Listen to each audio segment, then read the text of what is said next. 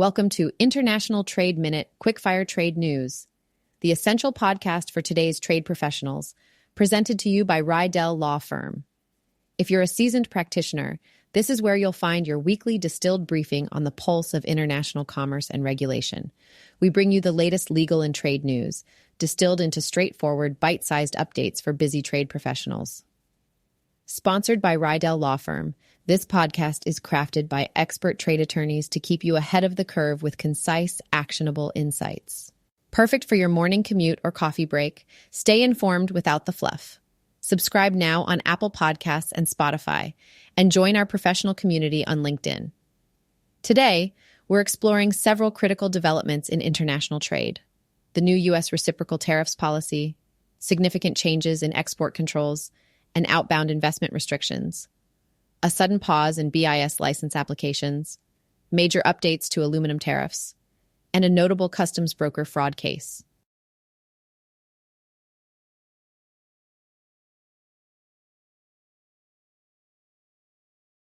Let's get started. In a significant shift in U.S. trade policy, the administration has announced plans to implement a new reciprocal tariff system that could be unveiled as early as April 2nd. This isn't your typical one-for-one tariff matching scheme. Instead, the approach takes into account multiple factors, including wage suppression, exchange rate management, non-tariff barriers, VAT, and extraterritorial taxes. For trade practitioners, this means preparing for a more complex tariff landscape. The Commerce Department and USTR will lead efforts to quantify harm to American exporters across these various issues. The administration has indicated they'll prioritize countries with the highest trade deficits and what they term the most egregious issues. Non-tariff barriers under consideration include import policies, sanitary and phytosanitary measures, technical barriers to trade, government procurement practices, export subsidies, intellectual property protection issues, and digital trade barriers. Even government-tolerated anti-competitive conduct by state-owned or private firms will factor into the calculations. Notably, free trade agreement partners won't be exempt. The administration has specifically highlighted that countries like South Korea, Mexico, and Canada won't be spared from this reciprocal action, despite their current tariff-free status on most U.S. exports. The implementation mechanism will likely rely heavily on Section 301, with potential use of Section 232 and the International Emergency Economic Powers Act.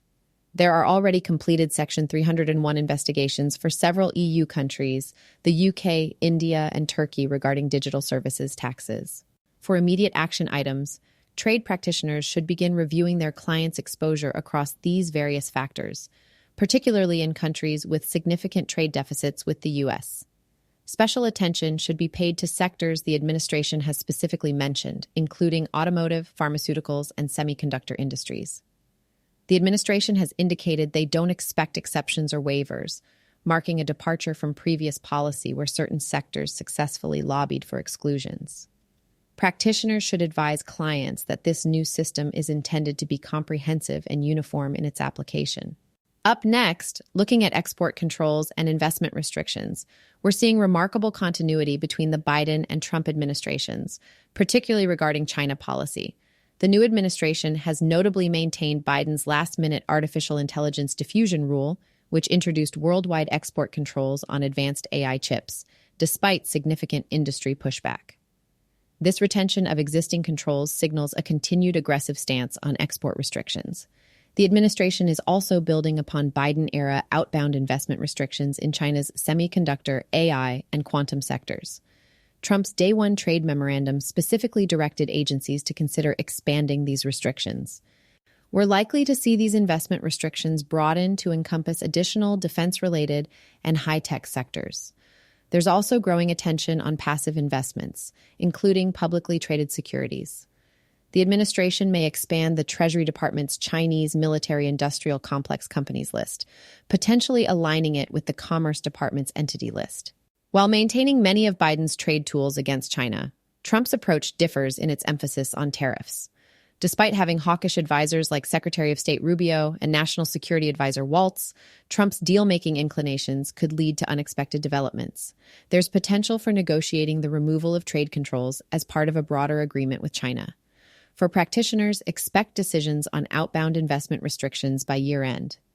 The key question isn't whether these restrictions will expand, but rather how far they'll reach. While the base scenario suggests increased tariffs, tighter export controls, and broader investment restrictions, Trump's deal-making predisposition could introduce unexpected variables into U.S.-China trade relations. Moving into this, breaking news from the Bureau of Industry and Security has sent shockwaves through the export community. BIS has implemented an immediate pause on all new export license applications submitted since February 5th, with no clear indication of when reviews will resume. This comprehensive hold affects all items under BIS jurisdiction. Trade compliance officials report receiving notification of a hold without action directive, though the agency has provided minimal explanation beyond citing an ongoing review of policy.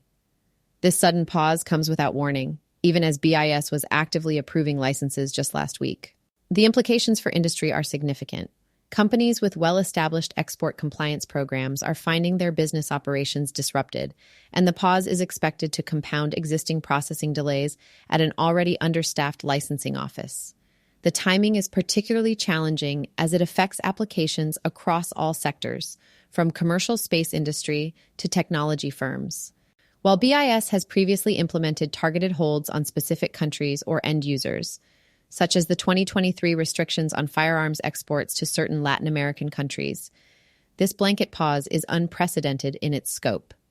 The lack of clarity on duration or reasoning has sparked frustration throughout the export community. For trade practitioners, the immediate priority should be managing client expectations and preparing contingency plans. Keep detailed records of all pending applications and maintain close communication with affected stakeholders.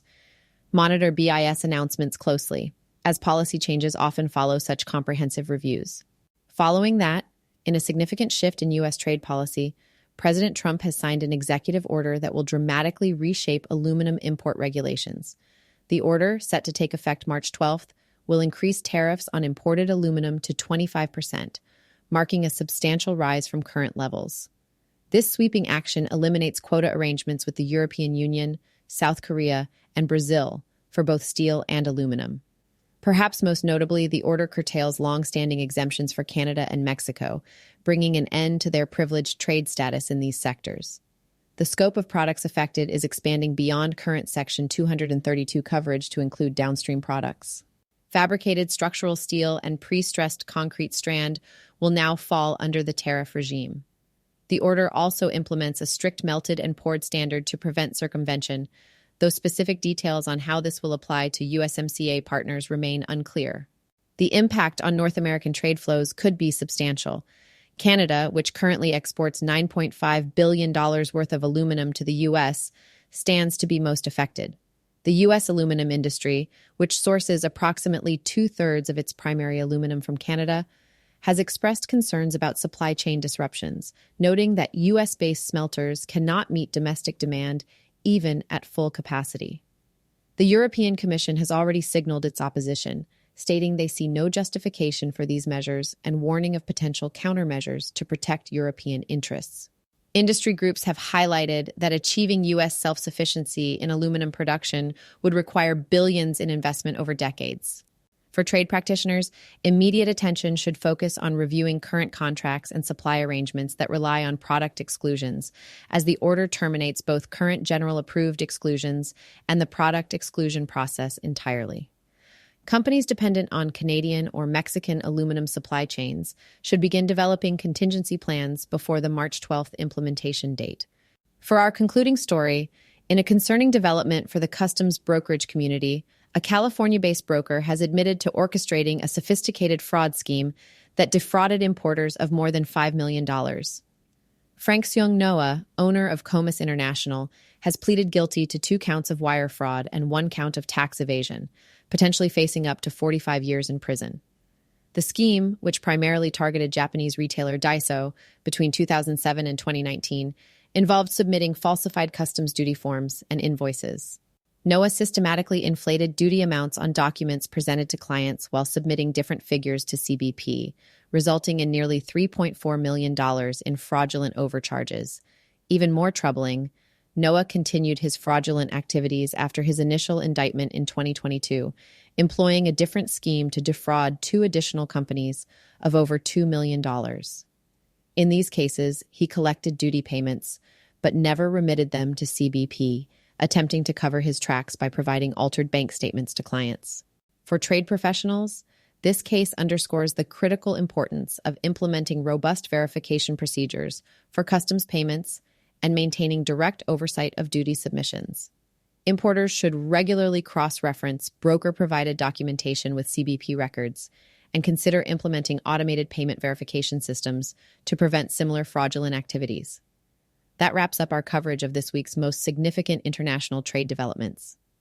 From major shifts in U.S. tariff policy to critical changes in export controls and concerning developments in customs brokerage, it's clear that trade professionals need to stay more vigilant than ever. Thanks for tuning in to International Trade Minute. We hope you found today's episode insightful and useful for your practice. Remember, our podcast is brought to you by Rydell Law Firm, your trusted partner in navigating international trade law. Don't miss our next episode. Subscribe now on Apple Podcasts and Spotify. Stay connected and continue the conversation with us on LinkedIn.